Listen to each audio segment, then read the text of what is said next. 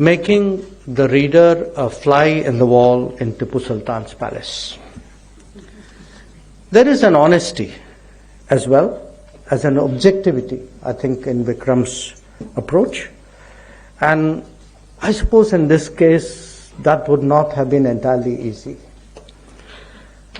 In fact, if you ever have an American edition to this book, I would suggest the subtitle, Everything You Ever Wanted to Know About Tipu Sultan But Were Afraid to Ask.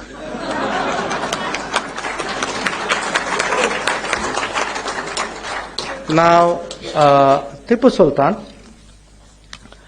by any standards, is actually a very, very complex figure in our history. On the one hand, he has the reputation as a key figure who resisted the imposition of British colonial control over India. And it is a fact that his defeat and death can be considered a turning point when it came to the fate of peninsular India. At the same time, he evokes strong adverse sentiments, even today, in many regions, by some in Mysore itself, in Coorg, and in Malabar. Contemporary history writing, certainly at the national level, has focused largely on the former aspect, underplaying, if not neglecting, the latter. And let's be honest, this was not an accident. Now, history in all societies is complicated, and the politics of the day often indulges in cherry-picking facts. To a considerable extent, that has happened in the case of Tipu Sultan.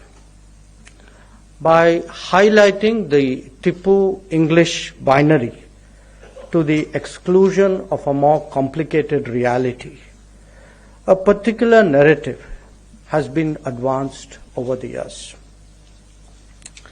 Dr. S.L. Bhairappa's foreword, which all of you would read when you read the book, I think is a very blunt reminder of that particular debate. This book, therefore, has a very special value because what it does is it not only presents facts about Tipu Sultan for the reader to make his or her own judgment, but it also, and to my mind this is very important, it also brings out the context in all its intricacy. In that process, I can see that Vikram would have had many challenges of orthodoxy to overcome. And these, by the way, I must say, are not specific to the treatment of Tipu Sultan.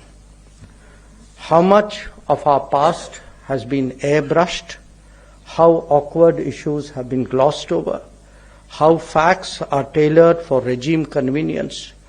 These are actually basic questions which confront us all today. As a product myself of an institution that was at the center of these politically driven endeavors, I can well appreciate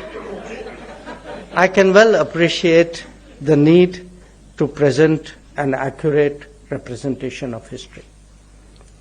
In the last decade, the changes in our political dispensation has encouraged the emergence of alternative perspectives and balanced accounts.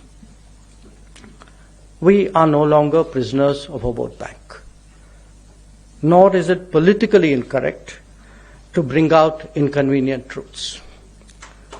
Obviously,